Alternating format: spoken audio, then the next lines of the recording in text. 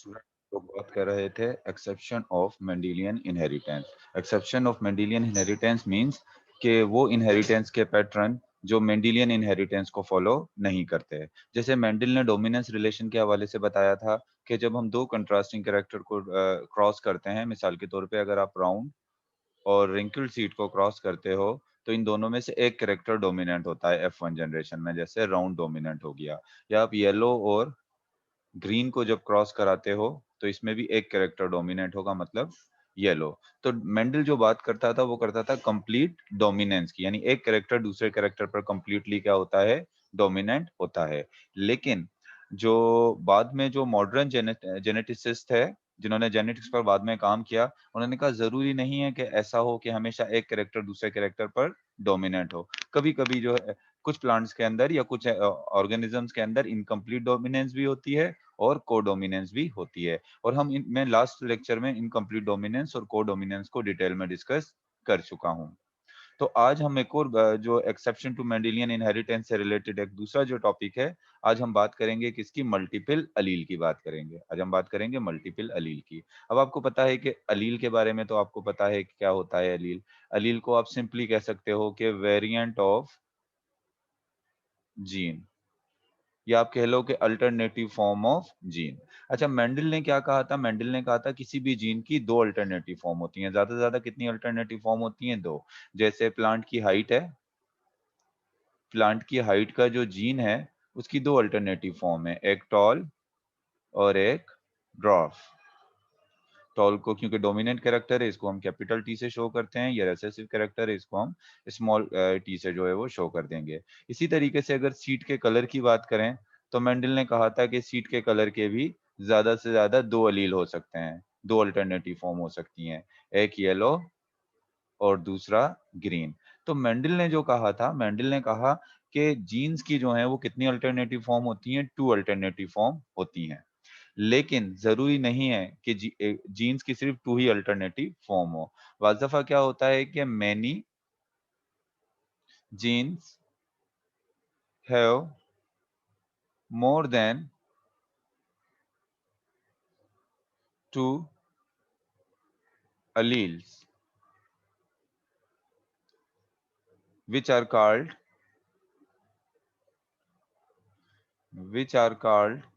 multiple allele, multiple allele. तो आज जो हम बात करेंगे वो बात करेंगे मल्टीपल अलील की। तो मैंने अब कहा कि मेंडल ने तो कहा था कि जीन के सिर्फ दो अलील होते हैं, लेकिन बहुत सारे जीन ऐसे भी होते हैं जिनके मोर देन टू अलील होते हैं, और उन्हीं को हम क्या कहते हैं, उसको हम कहते हैं मल्टीपल अलील। आगे हम देखेंगे मल्टीपल अलील की एग्जाम्पल कौन कौन सी होती हैं, और आपके बुक में जो मल्टीपल अलील की एग्जाम्पल दी है वो है ब्लड ग्रुप। वो क्या है, ब्लड ग्रुप। अब ब्लड ग्रुप का जो जीन है उसके तीन मल्टीपल एलील हैं, एक कैपिटल आई और ए, कैपिटल आई बी और स्मॉल आई। ये तीन क्या हैं, ये इसके तीन एलील हैं, जिनकी वजह से फोर डिफरेंट टाइप्स के ABO blood group, four type के एबीओ ब्लड ग्रुप होते हैं। इसको आगे डिटेल में डिस्कस करेंगे। मतलब आप इधर देख लें कि ये ब्लड ग्रुप है, इसके दो एलील नहीं है, इसके टोटल कितने एलील हैं, थ्री। थ्री भी हो सकते हैं, और कुछ जीन के थ्री से ज्यादा भी जो है वो अलील हो सकते हैं। तो तीन या तीन से ज्यादा जब अलील होंगे तो उनको हम क्या कहेंगे, उसको हम कहेंगे मल्टीपल अलील। तो अच्छा, देख लें कि मल्टीपल अलील प्रोड्यूस किस तरीके से होते हैं। तो मल्टीपल अलील के हवाले से, मल्टीपल अलील मैंने आपको बता दिया। अगर सिंपल सी बात है, किसी भी जीन के दो तीन या तीन से ज्यादा जो है वो, दो से ज्यादा जो है वो क्या कहना चाहिए कि अलील होंगे, तो उसको हम क्या कहेंगे, मल्टीपल अलील। अच्छा, मल्टीपल अलील जो है वो प्रोड्यूस कैसे होते हैं, तो multiple allele are produce by gene mutation. मिसाल के तौर पे जीन म्यूटेशन के जरिए मल्टीपल अलील प्रोड्यूस होते हैं। मिसाल के तौर पे हमारा ब्लड ग्रुप ए था और बी था। ह्यूमन एवोल्यूशन में, चलें ह्यूमन एवोल्यूशन के अंदर अगर बात करें, तो पहले ब्लड ग्रुप ए था और ब्लड ग्रुप बी था। जब ये ब्लड ग्रुप ए और बी के जीन नॉन फंक्शनल हो गए, यानी जब उन्होंने एंटीजन बनाना छोड़ दिया, तो फिर ये कौन सा वाला जीन इवोल्व हो गया, स्मॉल आई। मतलब जीन्स के अंदर जब म्यूटेशन आ जाती है, जीन के अंदर जब चेंज आता है, तो उसी से क्या होते हैं, उसी से मल्टीपल अलील प्रोड्यूस हो जाते हैं। मिसाल के तौर पे कोई भी एक ये जीन है, ये जीन की एक फॉर्म इवोल्व हो गई, A1 इवोल्व हुआ, फिर A1 में थोड़ा चेंज आया, इसके जीन में थोड़ा चेंज आ गया तो A2 बन गया, फिर A2 के जीन में थोड़ा चेंज आया तो क्या बन गया, A3। अब मतलब ये हो कि तमाम के तमाम A1 A2 में चेंज नहीं हो गए, कुछ A1 जो है वो A2 में चेंज हो, कुछ पॉपुलेशन में, पूरी की तमाम पॉपुलेशन के मेंबर में नहीं, कुछ पॉपुलेशन के मेंबर में A1 जो है वो किस में कन्वर्ट हो गया, A2 में, और कुछ पॉपुलेशन के मेंबर में A2 किस में कन्वर्ट हो गया, A3 में। इसी तरीके से A3 से A4 भी बन सकता है। तो अब आप देखें इसी जीन की कितनी वेरिएंट फॉर्म बन गई हैं, किसकी वजह से, म्यूटेशन की वजह से। तो मल्टीपल एलील अगर आपसे पूछा जाए कि मल्टीपल एलील प्रोड्यूस होने की रीजन क्या है, तो मल्टीपल एलील प्रोड्यूस होते हैं किसकी वजह से, म्यूटेशन की वजह से। And you know what is mutation, change in genetic material. Genetic material gene में जो चेंज आता है उसको हम क्या कहते हैं, उसको हम कहते हैं म्यूटेशन। तो हमें पता लग गई ये बात कि मल्टीपल एलील जो प्रोड्यूस होते हैं वो किसके जरिए प्रोड्यूस होते हैं, म्यूटेशन के जरिए प्रोड्यूस होते हैं। उसके बाद कहता है कि all multiple allele all multiple allele of a trait occupy the same locus। यानी जितने भी मल्टीपल अलील हैं, all multiple Aleel of a trait, किसी भी ट्रेट के जो मल्टीपल अलील हैं, मिसाल के तौर पे ब्लड ग्रुप है, तो ब्लड ग्रुप के जो मल्टीपल अलील हैं लोकोपाई occupy at the same locus. मिसाल के तौर पे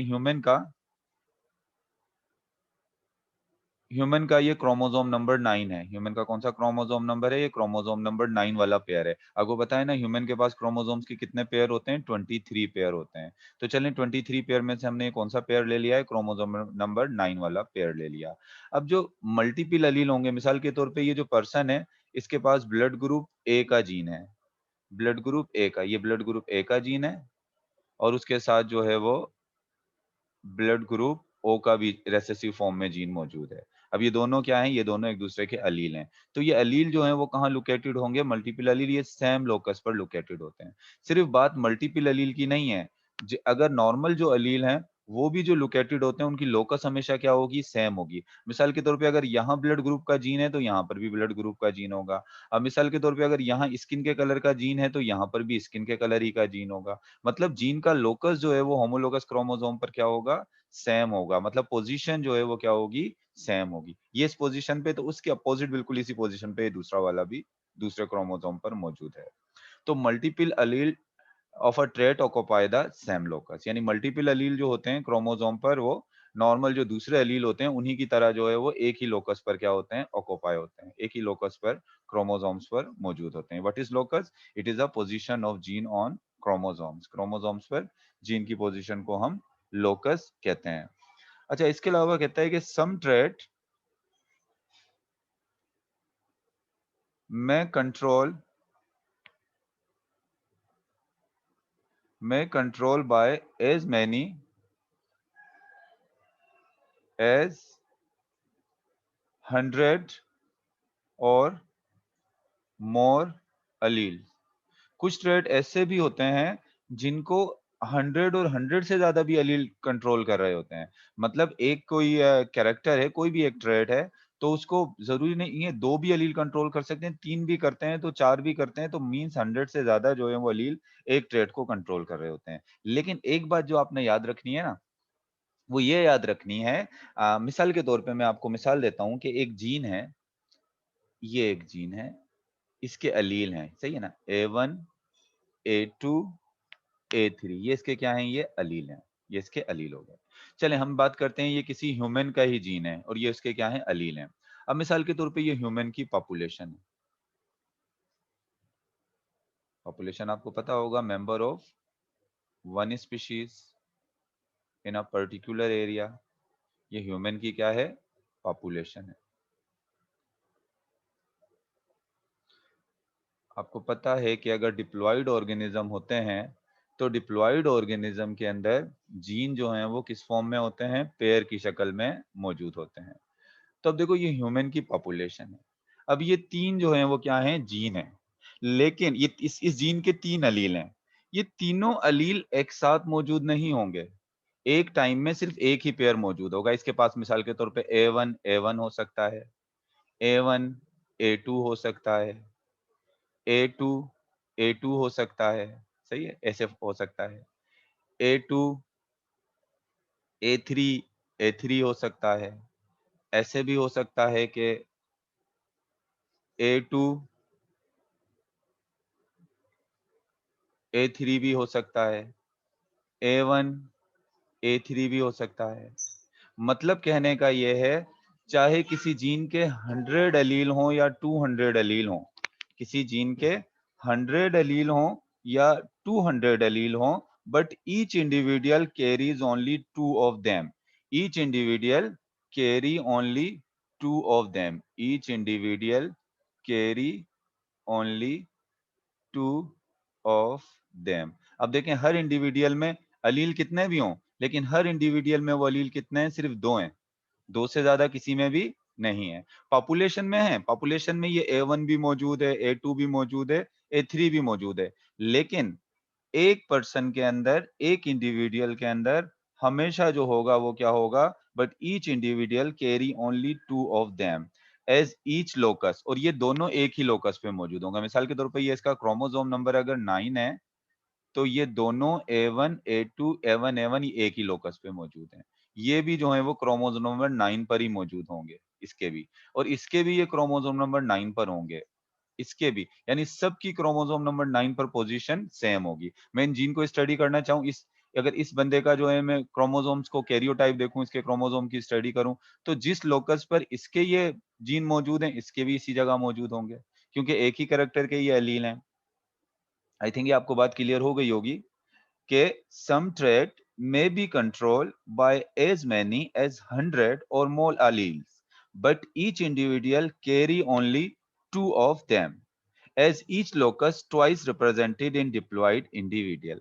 क्योंकि एक लोकस जो होता है वो सिर्फ दो दफा रिप्रेजेंट होता है किसी भी इंडिविजुअल में।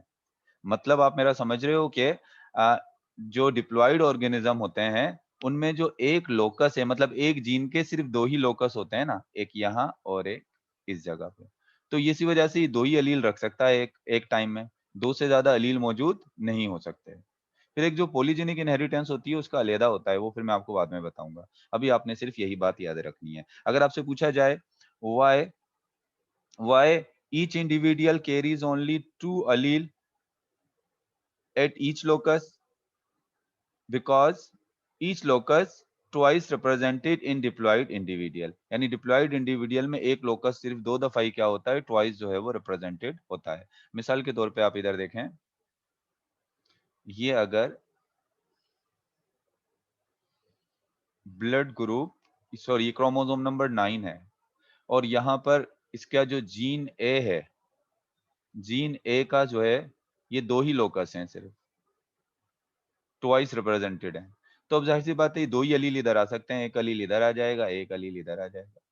तो जीन इसके लोकस ही दो हैं, तो इस दो से ज्यादा आ नहीं सकता। अब इस जगह ऐसा तो हो नहीं सकता कि यहाँ तीसरा क्रोमोसोम भी होता तो यहाँ A3 आ जाता, अगर ये ट्रिप्लोइड होता तो यहाँ A3 आ जाता, अगर ये टेट्रापोलाइड होता, इसके पास 4 क्रोमोसोम होते तो इसमें A4 आ जाता। लेकिन जो डिप्लॉइड ऑर्गेनिज्म होते हैं, जैसे हम भी डिप्लॉइड ऑर्गेनिज्म है, तो यहाँ पर क्या है, यहाँ पर सिर्फ जो है वो हमारे पास हर क्रोमोसोम्स के जो हैं वो दो पेयर होते हैं। जब क्रोमोसोम्स के दो पेयर होते हैं, तो जाहिर सी बात है एक जीन के लोकस भी सिर्फ यहाँ पर कितने होंगे?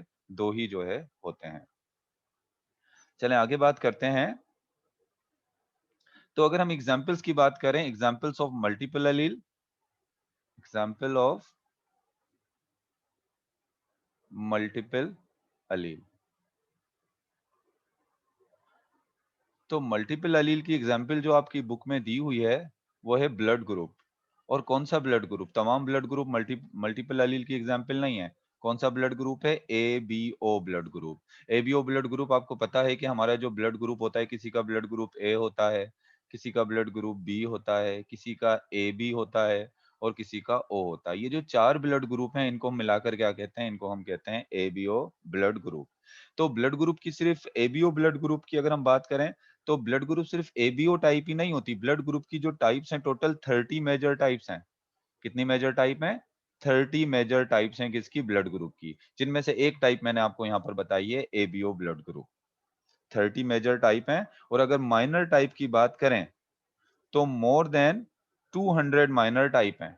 30 मेजर टाइप्स हैं और मोर देन 200 माइनर टाइप्स हैं किसकी?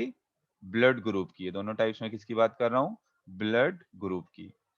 तो इनमें ब्लड ट्रांसफ्यूजन में ज्यादातर जो प्रॉब्लम आता है वो दो ब्लड ग्रुप में ज्यादा आता है। एक एबीओ ब्लड ग्रुप और दूसरा जो होता है RH blood group. RH blood group का मतलब क्या है? वो जो पॉजिटिव और नेगेटिव जो ब्लड ग्रुप हम देखते हैं वो क्या है? वो है आरएच ब्लड ग्रुप।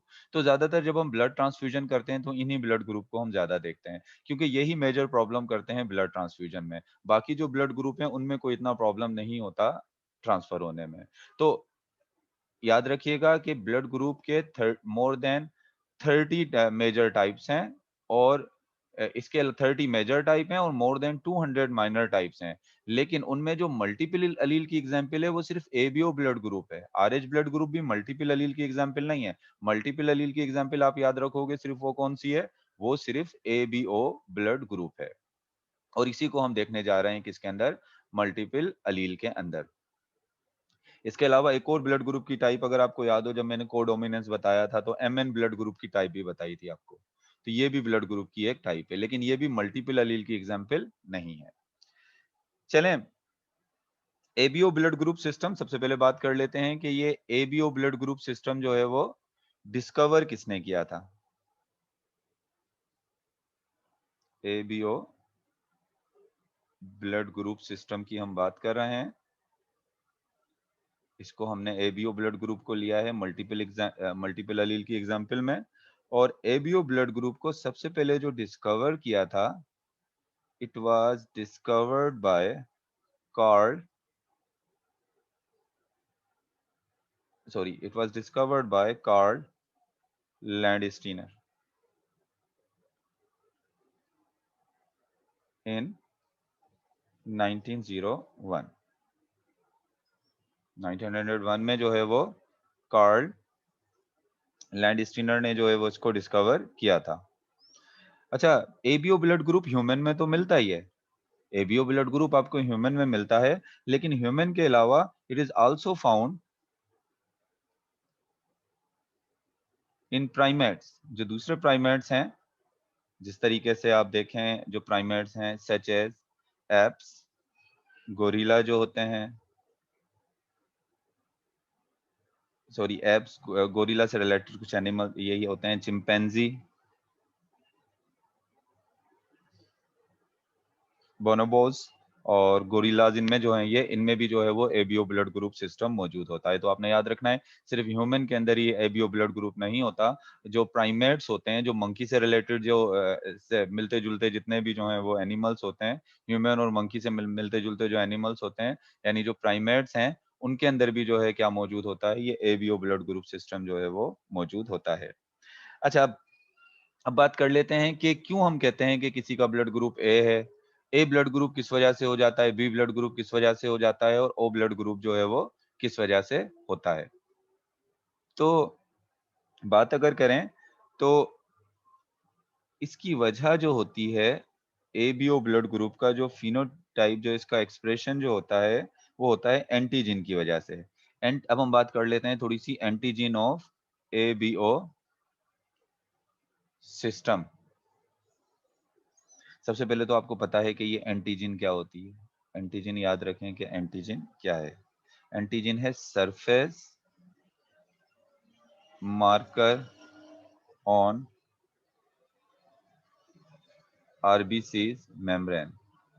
देखो, सिर्फ आरबीसीज की मेम्ब्रेन पर नहीं, हमारे ब्लड के जितनी भी, हमारे बॉडी के जितने भी सेल्स होते हैं या लिविंग ऑर्गेनिज्म के जो सेल्स होते हैं, उनके उनके सरफेस के ऊपर उनकी सेल मेम्ब्रेन में कुछ ग्लाइकोप्रोटीन लगे हुए होते हैं। और उन ग्लाइकोप्रोटीन को हम क्या कहते हैं? उनको हम कहते हैं एंटीजन। सरफेस मार्कर हैं, यानी इनसे जो है वो क्या होता है, एक तरीके से आपको उस सेल की जो है वो पहचान होगी। बॉडी के मिसाल के तौर पे बॉडी की जो एंटीबॉडीज होती हैं, बॉडी के जो इम्यून सेल्स होते हैं, वो अपने सेल्स को में और दूसरे सेल में जो फर्क करते हैं वो किसकी वजह से करते हैं? इस एंटीजन की वजह से करते हैं। एंटीजन बेसिकली क्या है? ये सरफेस मार्कर हैं। ऑन आरबीसीज की मेम्ब्रेन पर। लेकिन आरबीसीज की मेम्ब्रेन के अलावा भी जो है जितने भी हमारी बॉडी के सेल्स पे जो मेम्ब्रेन होती हैं उन पर क्या होते हैं, उन पर ये सरफेस मार्कर मौजूद होते हैं। अब मिसाल के तौर पे आप देखें, अगर किसी ह्यूमन का ब्लड ग्रुप ए है, अगर किसी ह्यूमन का ब्लड ग्रुप ए है, तो उसका ब्लड ग्रुप ए क्यों होगा? क्योंकि उसका जो अगर ब्लड ग्रुप ए है तो उसकी जो आरबीसीज होंगे, उस बंदे के या बंदी के जो आरबीसीज होंगे, उन आरबीसीज के ऊपर क्या लगा हुआ होगा? उसके सरफेस मार्कर जो होगा, यानी सरफेस के ऊपर एक एंटीजन। एंटीजन बेसिकली क्या होते हैं? ग्लाइकोप्रोटीन। इनकी केमिकल कंपोजिशन क्या है एंटीजन की? ग्लाइकोप्रोटीन है। अगर उसके सरफेस के ऊपर एंटीजन ए लगा हुआ हो तो उसका ब्लड ग्रुप क्या हो जाएगा? उसका ब्लड ग्रुप ए हो जाएगा। इसी तरीके से कुछ पर्सन्स ऐसे होते हैं जिनका ब्लड ग्रुप बी होता है। तो उनका ब्लड ग्रुप बी क्यों होता है? क्योंकि उनके सेल के सरफे आरबीसीज के, दिस इज आरबीसी, ये भी एक आरबीसी है, रेड ब्लड कॉर्पस सेल है। अब उनके आरबीसी के ऊपर क्या लगा हुआ होता है? उनके आरबीसीज के ऊपर एंटीजन बी लगा हुआ होता है। क्या लगा हुआ होता है? Antigen B. तो उनका ब्लड ग्रुप क्या हो जाता है? उनका ब्लड ग्रुप बी हो जाता है। और कुछ ऐसे होते हैं जिनके आरबीसीज के ऊपर कुछ ब्लड ग्रुप ऐसे होते हैं जिसको ए बी ब्लड ग्रुप कहते हैं। एक ब्लड ग्रुप वो होता है जिसको आप ए बी ब्लड ग्रुप कहते हो। तो ए बी ब्लड ग्रुप जो होता है, के जो पर्सन्स होते हैं जिनका ए बी ब्लड ग्रुप होता है, उनके आरबीसीज के ऊपर ए एंटीजन भी लगा हुआ होता है और बी एंटीजन भी लगा है। ए एंटीजन भी लगा है और बी एंटीजन भी लगा है। तो उनका ब्लड ग्रुप क्या हो जाता है? ए बी हो जाता है। और कुछ लोग ऐसे होते हैं जिनके ब्लड ग्रुप पर कोई एंटीजन नहीं लगा होता। जब कोई एंटीजन नहीं लगा होता तो उनका ब्लड ग्रुप क्या हो जाता है? उनका ब्लड ग्रुप ओ हो जाता है। This was all about 4 different types of, I told you how these 4 type of ABO blood group can be determined. They can be determined on the basis of antigen. Where this antigen is present, this antigen is basically a surface marker, and chemically it is made up of glycoprotein. Now this, when a person has antigen A on his or her RBCs, the blood group will be A. If a person has antigen B on the surface of his or her RBCs, the blood group will be B. तो blood group क्या हो जाएगा? उसका B हो जाएगा। और अगर किसी पर्सन के आरबीसीज पर दोनों एंटीजन लगी हैं ए और बी, तो उसका ब्लड ग्रुप क्या हो जाएगा? A B. और कोई आरबीसी नहीं कोई एंटीजन नहीं लगा हुआ आरबीसी पे, तो ब्लड ग्रुप क्या हो जाएगा? ब्लड ग्रुप हो जाएगा बेसिकली उसका जो है वो ओ। उसको हम उसके ब्लड ग्रुप को क्या कहेंगे? उसके ब्लड ग्रुप को कहेंगे ओ ब्लड ग्रुप। चलें, ये तो हमने बात कर ली किसकी? एंटीजन के हवाले से। अब हम बात करते हैं genetic basis, genetic basis of ABO blood group. ये तो मैंने आपको एंटीजन की बेस पर बात करी ब्लड ग्रुप की। अब हम बात करेंगे genetic basis of ABO blood group system. यानी एबीओ ब्लड ग्रुप सिस्टम के हम जीन्स के बारे में अब बात करेंगे। तो ABO blood group system is control by ABO blood group system is controlled by autosomal single gene I। एक ऑटोसोमल सिंगल जीन है I। I stand for isoheme, isoheme agglutinogen. मतलब ह्यूमन का जो ब्लड ग्रुप है ये autosomal, मतलब ये sex chromosome पर मौजूद नहीं होता। ये single autosomal single polymerase polymorphic polymorphic का मतलब ये है इस जीन की बहुत सारी फॉर्म होती हैं। अच्छा, इस जीन का जो ब्लड ग्रुप का जीन है उसको हम क्या कहते हैं? उसको हम कहते हैं आई। अब ये जो आई जो होता है बेसिकली ये जो है वो डिफरेंट इसकी फॉर्म्स होती हैं। मिसाल के तौर पे एक होता है आई ए, आई बी और तीसरा क्या हो गया ये स्मॉल आई। यानी इसकी पॉलीमॉर्फ का मतलब क्या है? डिफरेंट इसकी अल्टरनेटिव फॉर्म होती हैं। और ये कहाँ पर मौजूद होता है? ये ऑटोसोम्स पर जो है वो मौजूद होता है, यानी सेक्स क्रोमोसोम पर नहीं है। ये कहाँ पर मौजूद है? ये ऑटोसोम्स पर मौजूद है। अच्छा, उसके बाद एबीओ ब्लड ग्रुप में 4 blood group are due to these 3 allele. यानी ये जो 3 एलील यहाँ पर है ना, ए, बी और स्मॉल आई, ये 3 एलील हैं और इन 3 एलील की वजह से जो है वो क्या होते हैं? ये 4 टाइप के जो मैंने आपको ब्लड ग्रुप बताए थे वो होते हैं। अब मिसाल के तौर पे अगर किसी पर्सन को अपनी मदर की तरफ से भी जो है वो क्या मिल जाए? ए ब्लड ग्रुप का जीन मिल जाए और फादर से भी ए ब्लड ग्रुप का जीन मिल जाए, तो इसका ब्लड ग्रुप क्या हो जाएगा? ए। अगर किसी को अपनी मदर से ए ब्लड ग्रुप का जीन मिल जाए और फादर से स्मॉल आई यानी ओ ब्लड ग्रुप का जीन मिल जाए, क्योंकि कैपिटल ए डोमिनेंट है ओ पर, क्योंकि आई जो है ये क्या है? नॉन फंक्शनल है। नॉन फंक्शनल का मतलब ये है कि ये जो ए है, आई ए जो है, इस पर ये बेसिकली कौन-सा एंटीजन प्रोड्यूस करता है? A antigen. और आई बी जो है वो क्या प्रोड्यूस करता है? B antigen. लेकिन स्मॉल आई जो है ये किसी किस्म का कोई जो है वो एंटीजन प्रोड्यूस नहीं करता। ये किसी किस्म का एंटीजन प्रोड्यूस नहीं करता है, तो ये नॉन फंक्शनल जीन है। तो किसी के को अगर अपने फादर की तरफ से कैपिटल ए, मदर की तरफ से कैपिटल ए मिल जाए तो वो होमोजाइगस ए वाला हो जाएगा। और अगर फादर की तरफ से कैपिटल ए मिले, मदर की तरफ से स्मॉल आई मिल जाए, तो अभी भी इसका ब्लड ग्रुप ए होगा, लेकिन ये कैसा होगा? हेटेरोजाइगस ए। इसी तरीके से अगर किसी को अपने फादर की तरफ से भी बी जीन मिल जाए और मदर की तरफ से भी बी जीन का मिल जाए, तो उसका ब्लड ग्रुप बी होगा। लेकिन अगर फादर की तरफ से बी मिले और मदर की तरफ से स्मॉल आई मिल जाए, तो ब्लड ग्रुप क्या होगा? तब भी ब्लड ग्रुप हेटेरोजाइगस बी होगा। इसी तरीके से अगर फादर की तरफ से ए मिल जाए, मदर की तरफ से बी मिल जाए, तो ए और बी, ए ना ए बी पर डोमिनेंट है, ना बी ए पे डोमिनेंट है, तो दोनों किस्म के एंटीजन प्रोड्यूस हो जाएँगे और उसका ब्लड ग्रुप क्या हो जाएगा? उसका ब्लड ग्रुप हो जाएगा एबी। ऐसे पर्सन का ब्लड ग्रुप क्या होगा? ऐसे पर्सन का ब्लड ग्रुप हो जाएगा एबी। इसी तरीके से अगर मदर और फादर दोनों की तरफ से कोई भी ना ए मिले ना बी मिले, दोनों तरफ से स्मॉल आई मिल जाए, तो उसका ब्लड ग्रुप क्या हो जाएगा? ओ। ब्लड ग्रुप क्या हो जाएगा? ओ। तो अगर आप देखें फिनोटाइप, फिनोटिपिकली देखें तो ब्लड ग्रुप 4 टाइप्स के होते हैं। फिनोटाइप जो है, फिनोटाइप का मतलब क्या होता है? जीन का एक्सप्रेशन, यानी जीन जो है अपने आप को एक्सप्रेस करेगा उस, तो फिनोटिपिकली जो है ब्लड ग्रुप की टाइप कितनी है? ए।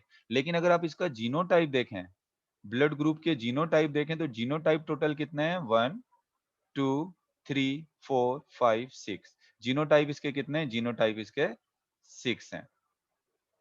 फिनोटाइप जो हैं इसके 4 हो गए और जीनोटाइप कितने हैं इसके? 6 हैं। अगर एबीओ ब्लड ग्रुप का आपसे फिनोटाइप पूछा जाए, कोई एमसीक्यूज़ पूछ लिया जाए या क्वेश्चन कर लिया जाए कि एबीओ ब्लड ग्रुप का फिनोटाइप्स कितने हैं, तो आप बताओगे 4। और अगर आपसे पूछा जाए एबीओ ब्लड ग्रुप का जीनोटाइप कितने हैं, तो जीनोटाइप जो है वो कितने हैं? 6। यानी 6 टाइप के जेनेटिक कॉम्बिनेशन इसमें होते हैं। एक पर्सन में एक टाइम जो है वो एक ही जेनेटिक कॉम्बिनेशन जो है वो मौजूद होगा। तो ये हमने बात करी genetic basis of blood group. चलें इससे रिलेटेड कुछ क्रॉस भी देख लेते हैं। इससे रिलेटेड अगर हम क्रॉस की बात करें, मिसाल के तौर पे एक पर्सन है जिसका ब्लड ग्रुप ए है। हम कह लेते हैं कि हस्बैंड का ब्लड ग्रुप ए है, हेटेरोजाइगस ए है, और वाइफ का ब्लड ग्रुप जो है वो हेटेरोजाइगस बी है। अब अगर हमसे पूछा जाए कि इनके बच्चे जो होंगे, इनके बच्चों का ब्लड ग्रुप क्या होगा? तो सबसे पहले हम क्या बना लेते हैं? सबसे पहले हम बना लेते हैं इसके गैमेट्स। गैमेट्स बनने के दौरान आपको पता है लॉ ऑफ सेग्रीगेशन क्या कहता है? जब गैमेट्स बनते हैं तो जीन एक दूसरे से सेपरेट हो जाते हैं। तो एक गैमेट में कैपिटल ए चला जाएगा, दूसरे गैमेट में स्मॉल आई चला जाएगा।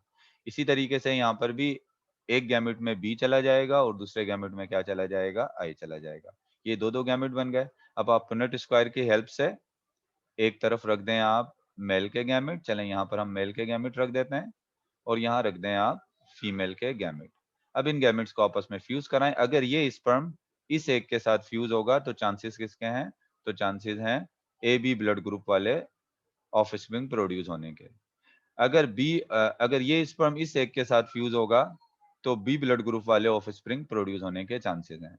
अगर ये स्पर्म इस एग के साथ फ्यूज हो तो ए ब्लड ग्रुप के ऑफस्प्रिंग प्रोड्यूस होने के चांसेस हैं, और अगर ये स्पर्म इस एग के साथ फ्यूज हो तो ओ।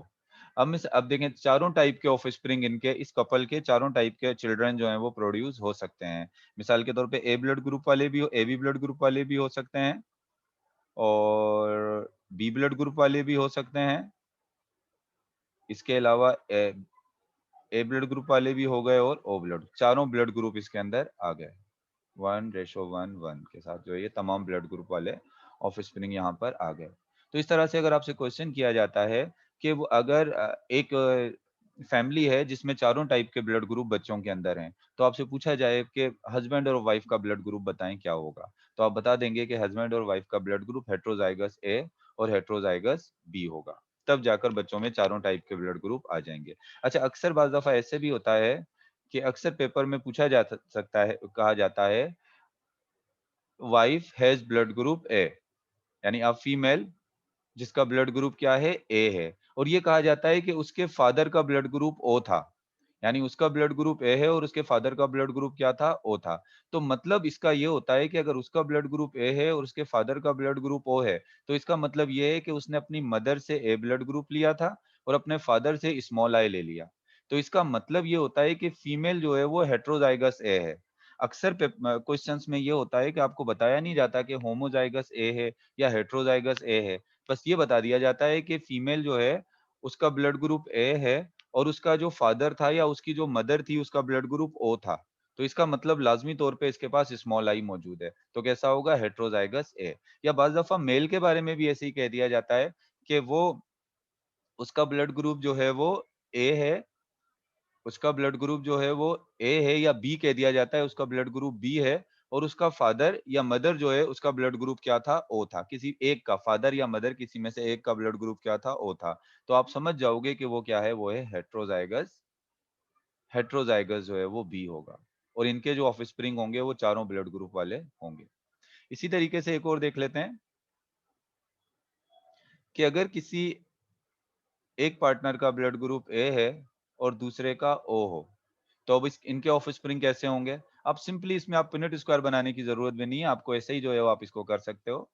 गैमेट्स बना लें, अब आप यहीं पर समझ सकते हो, एक तो ये ए ब्लड ग्रुप हो जाएगा और दूसरा कौन-सा ब्लड ग्रुप आएगा, ओ।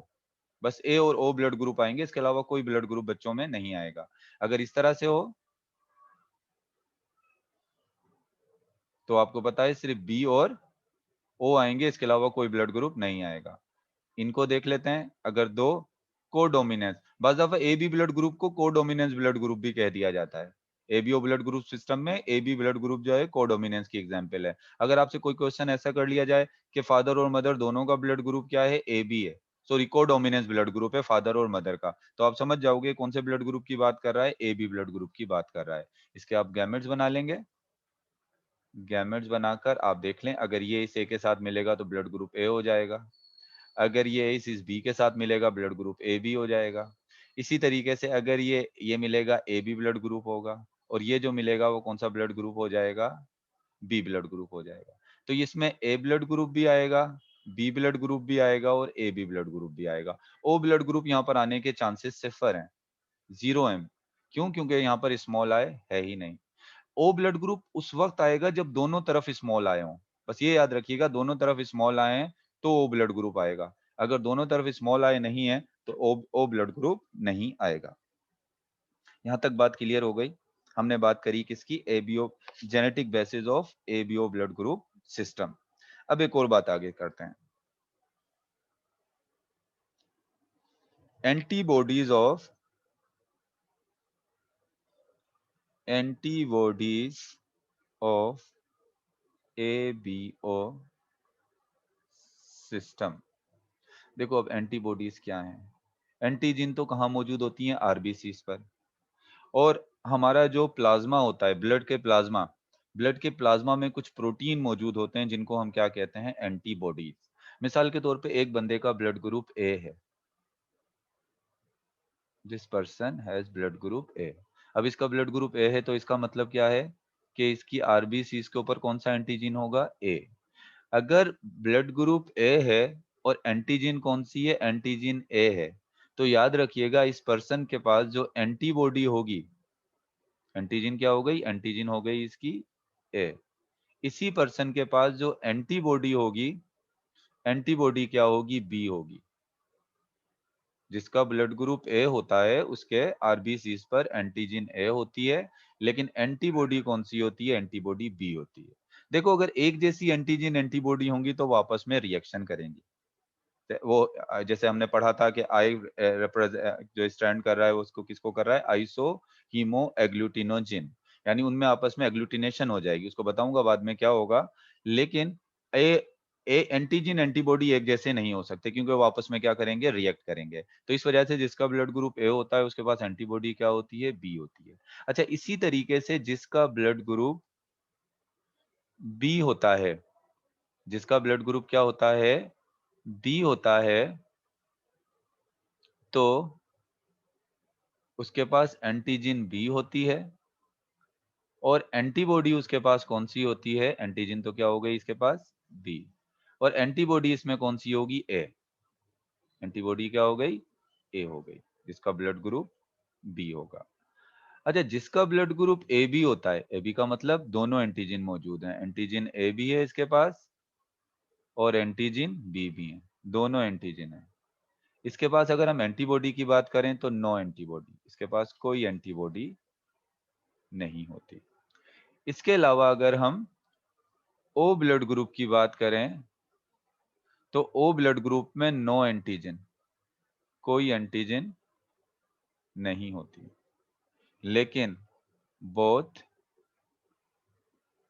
एंटीबॉडी, लेकिन दोनों एंटीबॉडी यहां पर क्या है, मौजूद हैं। अब एक बात देखें, मैं अगर आपको मिसाल के तौर पे ए एंटीजन है किसी के पास, उसके पास एंटीबॉडी बी है, अपोजिट एंटीबॉडी, ये याद रख लोगे, ए एंटीजन है तो एंटीबॉडी ए, बी एंटीजन है तो एंटीबॉडी ए, और अगर ए बी एंटीजन है तो नो एंटीबॉडी, और नो एंटीजन तो दोनों एंटीबॉडी।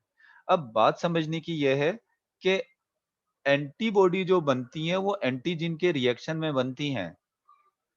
एंटीबॉडी जो बनती हैं, अब मिसाल के तौर पे एंटीबॉडी कैसे बनती है, अगर आपने इम्यून सिस्टम पढ़ा हो तो मेरे जिस्म में, मिसाल के तौर पे ये मेरी अगर बॉडी है तो इस बॉडी में मेरे सेल्स के ऊपर जितने भी एंटीजन लगे हुए हैं, जो प्रोटीन ग्लाइकोप्रोटीन लगे हुए हैं, इससे हटकर कोई, इससे हटकर कोई अगर एंटीजन मेरी बॉडी में आएगा, इससे हटकर मतलब मेरी अपनी बॉडी के जो एंटीजन है, मेरी अपने बॉडी के सेल्स पर जो एंटीजन है, चाहे वो ए हो चाहे वो जो भी एंटीजन हो, उनसे हटकर कोई एंटीजन मेरी बॉडी में जो आएगा तो मेरी बॉडी उसके खिलाफ क्या बनाएगी, मेरी बॉडी उसके खिलाफ एंटीबॉडीज बनाएगी, उसके खिलाफ क्या बनाएगी, एंटीबॉडीज बनाएगी।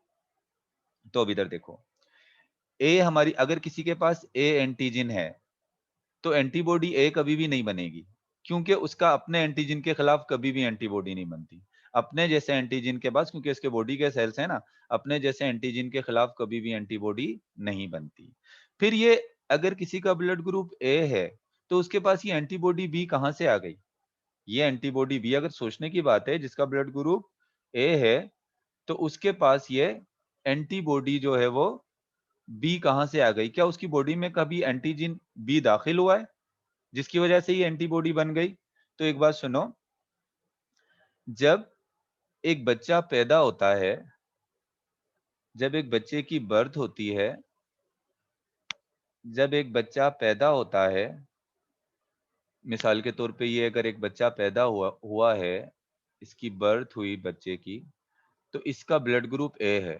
अब इसका ब्लड ग्रुप क्या हो गया, ए, तो इसका मतलब इसके पास एंटीजन कौन सी है, इसके पास एंटीजन ए होती है।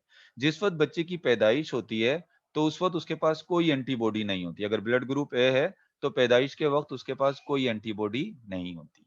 अब ये एंटीबॉडी बी कहां से आ जाती है, तो देखो जब बच्चा थोड़ा बड़ा होता है, हम जब कोई फूड खाते हैं ना, हम कुछ फूड लेते हैं तो उस फूड में एंटीजन बी से मिलते जुलते, एंटीजन ए और एंटीजन बी से मिलते जुलते कुछ प्रोटीन होते हैं, एंटीजन ए और एंटीजन बी से मिलते हुए कुछ प्रोटीन होते हैं, और वो जब हमारी बॉडी में जाते हैं वो प्रोटीन, तो हमारी बॉडी उनके खिलाफ क्या बना लेती है, उनके खिलाफ एंटीबॉडी बना लेती है। मिसाल के तौर पे ये बच्चा है, जब ये बड़ा होगा तो इसकी बॉडी में, इसने खाना खाया तो इसकी बॉडी में एंटीजन ए से रिलेटेड कुछ प्रोटीन चले गए, एंटीजन बी जैसे कुछ प्रोटीन चले गए हैं, नहीं वो एंटीजन ए और बी, उससे जैसे कुछ प्रोटीन है। तो इसकी बॉडी में इसकी बॉडी क्या करेगी, एंटीजन ए के लिए तो कोई एंटीबॉडी नहीं बनाएगी, क्योंकि ये तो इसका अपना एंटीजन है इसकी बॉडी का, इसके खिलाफ नहीं बनाएगी। लेकिन एंटीजन बी के लिए क्या बनाएगी, एंटीबॉडीज बना लेगी। तो ये जो पर्सन होगा उसके पास एंटीजन ए के लिए तो कोई एंटीबॉडी नहीं होगी, लेकिन एंटीजन बी के लिए एंटीबॉडी बना लेगा, क्योंकि वो उसकी अपनी एंटीजन नहीं है। इसी तरह ये एंटीजन बी ब्लड ग्रुप वाला जो है, अगर ये बच्चा बी ब्लड ग्रुप वाला होता तो इसके पास क्या होती है, इसके पास जो है वो इसके आरबीसीज पर कौन सी एंटीजन होती है, इसके आरबीसीज के ऊपर होती है कौन सी एंटीजन, बी एंटीजन होती है। इसके आरबीसीज पर बी एंटीजन हो जाती है। अब इसके आरबीसीज पर बी एंटीजन होती है, जब ये बड़ा होता तो कोई एक जब फूड खाता, कोई भी खाना खाता, तो उसमें जो है वो एंटीजन ए और बी एंटीजन जैसे कुछ प्रोटीन आ जाते हैं इसकी बॉडी में। ए और बी एंटीजन जैसे कुछ प्रोटीन आ जाते हैं। अब बी एंटीजन के खिलाफ तो इसकी बॉडी एंटीबॉडी बनाती नहीं, क्योंकि वो तो उसका अपना एंटीजन है। हाँ, जो ए एंटीजन है इसके खिलाफ एंटीबॉडीज बन जाती हैं, और वो एंटीबॉडीज कौन सी बन जाती हैं, अगर बी है तो बी वाले के पास जो है वो ए एंटीबॉडीज जो है वो बन जाएंगी। बी वाले के पास कौन सी एंटीबॉडीज बन जाएंगी, ए। और इसी तरीके से जिसका ब्लड ग्रुप कोडोमिनेंस है, यानी जिसका blood group A B blood group है, अब जिसका ए बी ब्लड ग्रुप है, तो आपको पता है ए बी ब्लड ग्रुप के वाले के आरबीसीज के पास ए बी एंटीजन भी है और ए एंटीजन भी है। अब तो ये जो भी चीज खाता है, अगर ए एंटीजन जैसा प्रोटीन इसकी बॉडी में आ जाता है या बी एंटीजन जैसा प्रोटीन आता है, तो किसी के खिलाफ भी एंटीबॉडीज नहीं बनेगी, क्योंकि ये दोनों इसके अपने ही प्रोटीन है, अपने ही एंटीजन है, तो इसके खिलाफ एंटीबॉडी नहीं बनेगी। उसके बाद जो अगर इस बच्चे का ब्लड ग्रुप ओ होता, इस बच्चे का ब्लड ग्रुप ओ होता, तो ओ वाले के पास किसी किस्म की कोई एंटीजन नहीं है। लेकिन जब ये बड़े होके खाना खाता, फूड खाता, तो उस फूड में ए एंटीजन जैसे और बी एंटीजन जैसे जब प्रोटीन आते, तो क्योंकि ना इसके पास ए एंटीजन है ना बी एंटीजन, तो इसमें दोनों टाइप की एंटीबॉडीज आ जाती हैं, ए एंटीबॉडी और बी एंटीबॉडी दोनों इसमें आ जाती हैं। आई होप ये आपको क्लियर हो गया होगा। तो देखें, मैंने अभी आपको क्या बताया, मैंने अभी आपको ये बताया कि जिसका ब्लड ग्रुप ए होता है उसके पास एंटीजन ए होती है, मगर उसके पास एंटीबॉडी कौन सी होती है, उसके पास एंटीबॉडी बी होती है। और जिसका ब्लड ग्रुप बी होता है उसके पास एंटीजन बी होती है, मगर एंटीबॉडी क्या होती है, ए होती है। जिसका ब्लड ग्रुप ए बी होता है उसके पास एंटीजन ए और बी दोनों होती हैं, लेकिन एंटीबॉडी कोई एंटीबॉडी नहीं होती।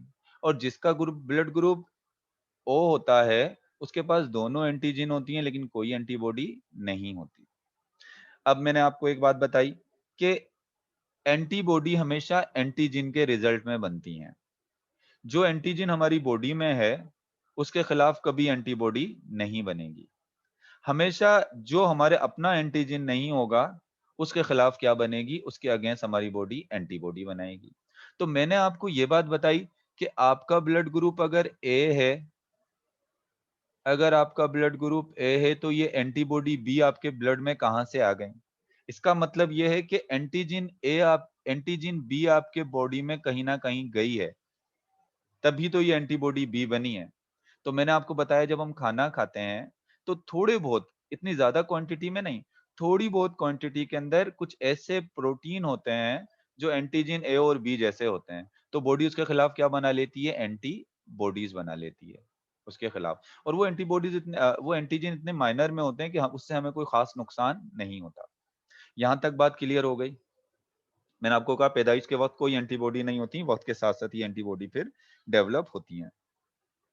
अब इसके साथ ही मैं आपको अगर यहां पर क्लियर कर दूं, blood transfusion, transfusion principle, transfusion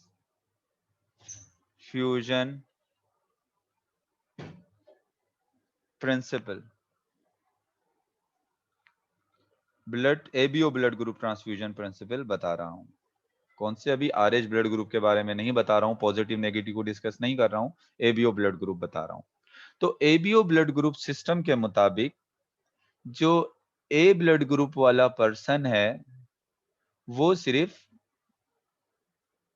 ए ही ब्लड ग्रुप वाले को अपना ब्लड दे सकता है। यानी डोनर ये हो गया, जिसने ब्लड लिया उसको क्या कहेंगे, ये रेसिपिएंट है, और ये क्या है, ये डोनर है। तो डोनर और ब्लड देने वाला और ब्लड लेने वाला दोनों का ब्लड ग्रुप ए वाले को ही दे सकता है। बी जो है वो बी वाले को ही ब्लड दे सकता है। सही है। ए बी वाला जो है वो ए बी वाले को ही ब्लड दे सकता है। ओ वाला जो है वो तमाम को ब्लड दे सकता है, ए बी वाले को भी दे सकता है, ए वाले को भी दे सकता है और ओ वाले को भी दे सकता है। तो इसका मतलब जो ओ ब्लड ग्रुप है इसको हम कहते हैं यूनिवर्सल डोनर। अब मिसाल के तौर पे आप देखो, इसको हम कहेंगे यूनिवर्सल डोनर। अब सबसे पहले तो देख लो कि ओ ब्लड ग्रुप वाला तमाम को ब्लड क्यों दे सकता है। अगर ओ ब्लड ग्रुप वाला जो है, मिसाल के तौर पे ये पर्सन है,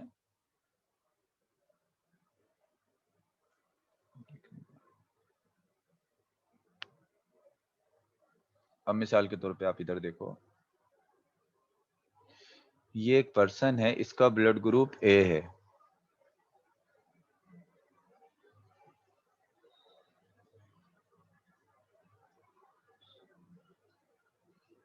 इसका ब्लड ग्रुप ए है, तो इसके पास एंटीबॉडी कौन सी होंगी, एंटीबॉडी होंगी बी। और इसका ब्लड ग्रुप बी है, तो इसके पास एंटीबॉडी क्या होंगी, ए। अगर ए वाला बी को अपना ब्लड नहीं दे सकता, मिसाल के तौर पे ये डोनर है और ये रिसीव करने वाला है, अब ये अपना ब्लड अगर इसको दे देगा तो क्या होगा, जब इसका ब्लड इसमें जाएगा तो इसके पास जो इसका ब्लड अब इसमें चला गया, ए है, इसके पास एंटीजन है, एंटीबॉडी क्या है इसके पास, बी। तो इसकी ए एंटीजन, इसकी ए एंटीबॉडी इसके ए एंटीजन पर क्या करेगी, अटैक करेगी। जब ए एंटीजन इसके ए एंटीबॉडी पर अटैक करेगी तो इसके ब्लड में क्या होगा, इसका ब्लड ऐसे, इसके आरबीसीज क्लम्प होना शुरू हो जाएंगे, ऐसे फटना शुरू हो जाएंगे, जिसको हम कहते हैं एग्लूटिनेशन। इसको हम क्या कहते हैं, एग्लूटिनेशन, ऐसे ब्लड से। और ये बाज़ दफा जो ब्लड के सेल्स होते हैं वैसे रप्चर क्लम्प बन जाते हैं, इसके क्या बन जाएंगे, ये क्लम्प। और क्लम्प जब ब्लड वेसल्स के अंदर जमा हो जाते हैं तो ब्लड के फ्लो में ये प्रॉब्लम क्रिएट करते हैं। तो इस वजह से ए वाला बी को अपना ब्लड नहीं दे सकता, क्योंकि बी के जो ए एंटीजन है, एंटीबॉडी है, उसके ए एंटीजन पर क्या करेंगी, अटैक करेंगी और उससे क्या बन जाएंगे, इसके ब्लड के क्लम्प बन जाएंगे, जिसको हम कहते हैं एग्लूटिनेशन। अब इसी तरीके से सैम, ये तो इसकी बात हो गई। अब बात कर लेते हैं कि अगर ये बी वाला जो है, बी वाला पर्सन अगर ए वाले को अपना ब्लड देगा तो वो भी नहीं दे सकता। अब इधर आप देख लो ना, ये बी वाला अगर इसको अपना ब्लड देगा तो यहाँ फिर एक और रिएक्शन होगा। यानी जब ये इसके पास बी एंटीजन होगी, एंटीबॉडी ए होगी। आप याद रखिएगा कि ये जो डोनर की एंटीबॉडी होती है ना, जो जो रिसीव करता है उसकी एंटीबॉडी काम करती है, डोनर की एंटीबॉडी इतनी एक्टिव नहीं होती क्योंकि वो डिसॉल्व हो जाती है, वो इतना वर्कआउट नहीं कर पाती। असल जो काम करती है वो किसकी करती है, जो रिसीव कर रहा होता है उसकी एंटीबॉडी काम करती है। तो इसकी बी एंटीजन जो है, एंटीबॉडी जो है इस बंदे की, ये इसके बी एंटीजन पर क्या कर देंगी, अटैक कर देंगी, और यहाँ पर भी ब्लड की क्या हो जाएगी, क्लम्पिंग हो जाएगी। जो डोनर होता है ना, ये इसकी एंटीबॉडी इस पर इतना ज्यादा काम नहीं करेगी, डोनर की नहीं करती इतनी, क्योंकि वो इतनी कम तादाद में होती है कि वो डिसॉल्व हो जाती है ब्लड में। वो असल जो काम करती है वो किसकी करती है, जो रिसीव करता है उसके पास बहुत सारी एंटीबॉडीज होती हैं, वो डायरेक्ट उसके जो देने वाला होता है ब्लड ग्रुप, जो डोनर होता है उसके एंटीजन पर अटैक कर देती हैं।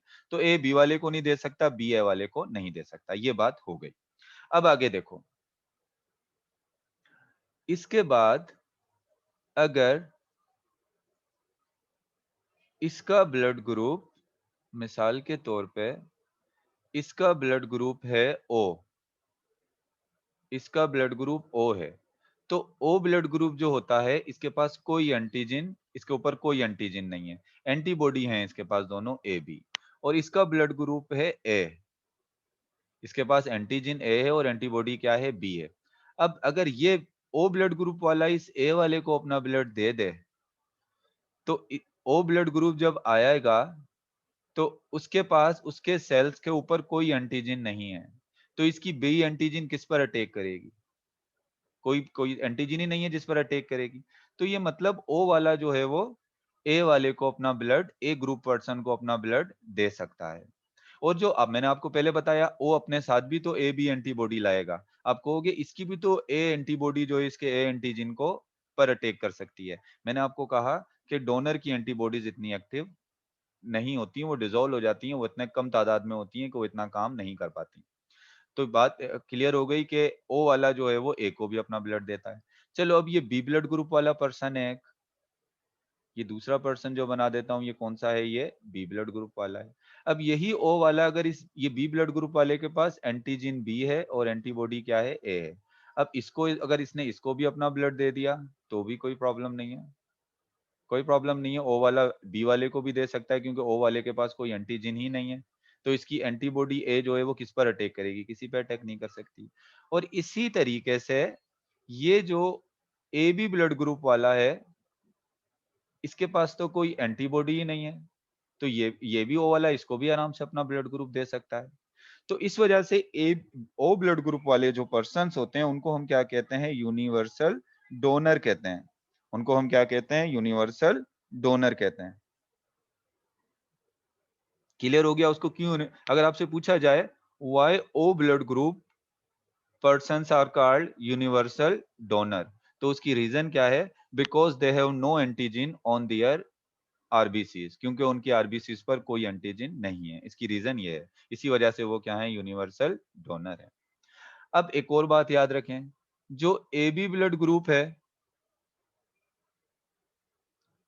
ए बी ब्लड ग्रुप जो है ये है यूनिवर्सल रेसिपिएंट। मतलब ए वाला भी इसको, ये ए वाले से भी ब्लड ले सकता है, ये बी वाले से भी ब्लड ले सकता है, ये ए बी वाले से भी ब्लड ले सकता है, और ये ओ वाले से भी ब्लड ले सकता है। इसको सेल्फिश ब्लड ग्रुप भी कहते हैं। दे सिर्फ ए बी वाले को ही सकता है, दे सिर्फ ए बी वाले को हो सकता है, और ले सबसे सकता है अपना, ए बी वाले से भी और ए वाले से भी, बी वाले, चारों किस्म के ब्लड ग्रुप से ही अपना ब्लड ले सकता है। अब क्यों ले सकता है ये तमाम से? तो इसकी रीजन देख लेते हैं। अब देखो, ये ए बी ब्लड ग्रुप वाला एक पर्सन है, इसके पास दोनों एंटीजन है, एंटीजन ए बी है और एंटीजन बी भी है, लेकिन एंटीबॉडी कोई भी नहीं है। अब अगर ए ब्लड ग्रुप वाला इसको अपना ब्लड दे देता है, ये ए ब्लड ग्रुप वाला पर्सन अगर अपना ब्लड ग्रुप इसको दे देगा, तो ए ब्लड ग्रुप वाले की तरफ से इसको क्या मिलेगा? एंटीजन ए। एंटीबॉडी बी भी होगी, लेकिन आपको पता है डोनर की एंटीबॉडीज काम नहीं करती इतना सारा। तो अब क्या होगा कि अब ज़ाहिर-सी बात है, अब इसके खिलाफ एंटीबॉडी तो नहीं बनेगी ना इसकी बॉडी में, क्योंकि इसके पास तो अपना एंटीजन ए है। तो एंटीजन जो ए ब्लड ग्रुप वाला है वो भी इसको ब्लड दे सकता है। इसके पास कोई एंटीबॉडी नहीं है, ना ए है ना बी, तो कौन अटैक करेगा इसके एंटीजन पर? इसी तरीके से ये अगर बी ब्लड, ये ए ब्लड ग्रुप वाला हो गया, अगर बी ब्लड ग्रुप वाला कोई पर्सन है जिसके पास ब्लड पर बी एंटीजन है, एंटीबॉडी है, ये इसको दे दे ब्लड, तो भी कोई प्रॉब्लम नहीं है, बी वाला इसको ब्लड दे दे, क्योंकि बी एंटीजन है इसके पास और इसके पास कोई बी एंटीबॉडी नहीं है, तो एंटीबॉडी एंटीजन रिएक्शन यहाँ नहीं होगा। इसी तरीके से ओ वाला देगा, तो ओ वाले के पास तो कोई एंटीजन ही नहीं है, ये भी दे सकता है, और ए बी वाला भी इसे दे सकता है। इसी वजह से इनको हम क्या कहते हैं? इसको हम जो है वो यूनिवर्सल रेसिपिएंट कहते हैं। चलें, ये हो गया। अब आपकी बुक में एक प्रॉब्लम्स, जेनेटिक प्रॉब्लम दी हुई हैं, इसको डिस्कस कर लेते हैं। A person has type A blood group, यानी एक पर्सन है जिसका ब्लड ग्रुप क्या है? ए है। While his wife has type B, जबकि इसकी वाइफ जो है, इसका मतलब ये पर्सन जो है ये हस्बैंड हो गया, और इसकी जो वाइफ है इसका ब्लड ग्रुप क्या है? इसकी वाइफ का ब्लड ग्रुप है B. They have 4 different children with each different blood group of ABS system. Explain that how it is possible.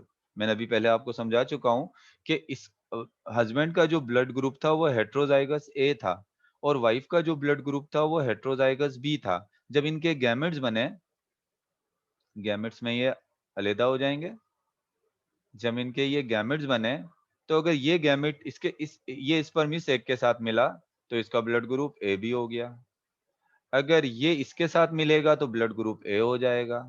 ये अगर इसके साथ मिलेगा तो ब्लड ग्रुप बी हो जाएगा।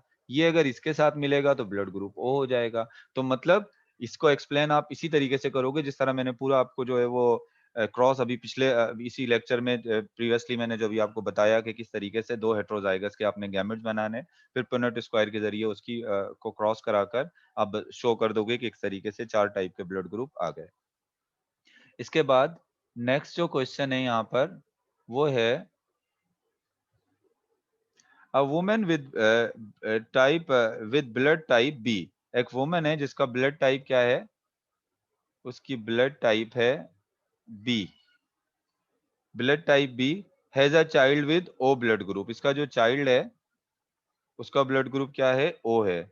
What are the genotype of the mother of and child, which which genotype could be father not have, which genotype could the father not have। कहता है कि मदर है उसका ब्लड ग्रुप बी है, बच्चे का ब्लड ग्रुप क्या, बच्चे का जो ब्लड ग्रुप आया है वो ओ आया है। सबसे पहले कह रहा है आप बताओ कि मदर का जो ब्लड ग्रुप है वो कौन सा है, वो होमोजाइगस ए बी है या हेट्रोजाइगस बी है। आपको पता है लाजमी तौर पे मदर का अगर होमोजाइगस बी होता तो ओ ब्लड ग्रुप होने के लिए 2 स्मॉल आई जो है वो आना जरूरी है। तो आपको पता है इस बच्चे ने एक स्मॉल आई अपने मदर से लिया है और एक स्मॉल आई कहाँ से लिया है, अपने फादर से। तो ये बात क्लियर हो गई कि इसकी मदर जो है वो क्या है, इसकी मदर का जो ब्लड ग्रुप टाइप है वो क्या है, वो है, इसकी मदर का ब्लड ग्रुप जो है वो हेट्रोजाइगस बी है। अब उसके फादर की बात करता है,